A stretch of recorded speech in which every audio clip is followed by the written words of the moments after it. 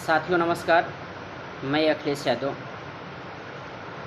आज इस वीडियो के माध्यम से कुछ महत्वपूर्ण बातें जूनियर भर्ती से संबंधित हैं। आप लोगों से मेरी गुजारिश है, मेरी उम्मीद है, आशा है कि आप इसे ज़्यादा से ज़्यादा ट्विटर, फेसबुक के माध्यम से शेयर करने का काम करें, क्योंकि हमने पिछले दिनों 2 धरने जो जूनियर भर्ती से संबंधित थे, 27/9/2024 और 7/10/2024, इन दोनों धरनों के माध्यम से हमने जूनियर भर्ती से संबंधित मुद्दे को पूरे उत्तर प्रदेश के भाई बहनों के बीच में पहुंचाने का काम किया। जूनियर भर्ती क्यों नहीं आ रही है, उन सारे मुद्दों को बताने का काम किया।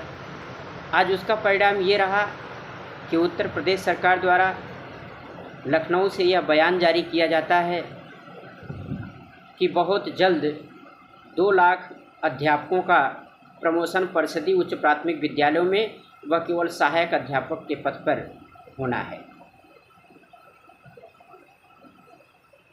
कहने का मतलब कि धरने का इतना असर तो प्रशासन को ज़रूर देखने को मिला, जिसका परिणाम ये रहा कि सरकार इन सारे पदों को प्रमोशन के माध्यम से भरने जा रही है। यदि सरकार इन सारे पदों को प्रमोशन से भर देती है तो इससे सबसे बड़ा अगर किसी का नुकसान होगा तो बीएड वालों का होगा।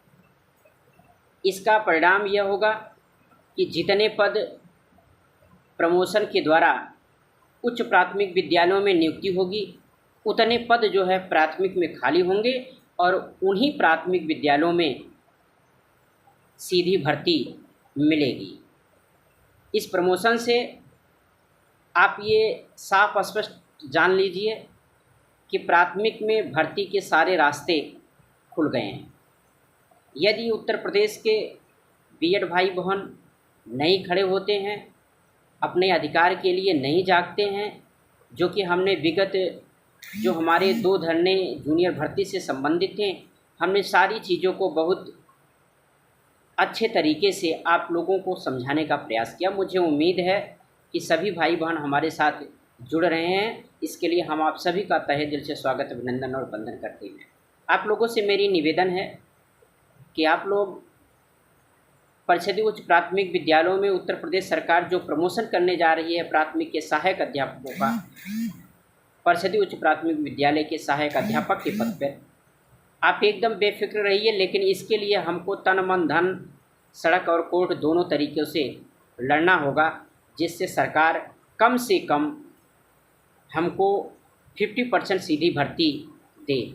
कहने का मतलब यदि उत्तर प्रदेश सरकार 2 लाख अध्यापकों का प्रमोशन परिषदीय उच्च प्राथमिक विद्यालयों में करने जा रही है प्राथमिक के सहायक अध्यापकों का, तो हमारी जो बेसिक शिक्षा नियमावली है उस नियमावली के अकॉर्डिंग हमको जो है 1 लाख पद मिलने चाहिए। और ये 1 लाख पद जो है हमको तब मिलेंगे, चाहे वो गणित विज्ञान के हों, चाहे सामाजिक विज्ञान के हों, चाहे हिंदी, संस्कृत या अंग्रेजी के। कहने का मतलब कि विज्ञान, गणित और कला वर्ग, ये 1 लाख पद उन दोनों लोगों को सीधी भर्ती के माध्यम से मिलने चाहिए। ये सारी चीज़ें तब संभव है जब आप इसे हमारे साथ कंधे से कंधा मिला करके चलने का काम करेंगे, क्योंकि हम इसे सड़क और माननीय न्यायालय दोनों तरीक़ों से लड़ने का काम कर रहे हैं। आप लोगों ने देखा उत्तर प्रदेश में अगर कोई भी जूनियर भर्ती से संबंधित मुद्दों को सबसे पहले उठाने का काम किया तो हमारे द्वारा उठाया गया। अब मुझे उम्मीद है कि हम जिस मुद्दे को लेकर के चल रहे हैं उसी के द्वारा जो है बीएड वालों की एक आशा और उम्मीद जगी है। मैं आपसे पुनः वादा करता हूं कि आप जूनियर में इतनी ज़्यादा वैकेंसी आपको मिलेगी, उतना कभी भी आपको टीजीटी पीजीटी में देखने को नहीं मिलेगी।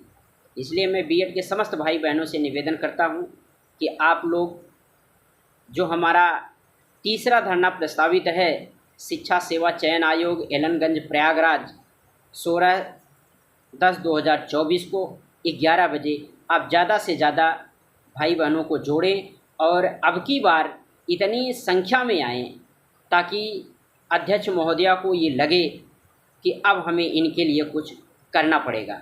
यदि आप लोग नहीं साथ देते हैं तो आप ये मान कर चलिएगा कि आपके हाथ से जिस तरह से प्राइमरी से आप बाहर हो गए हैं, उसी तरह से आप अपने आप को जूनियर से भी बाहर समझिएगा।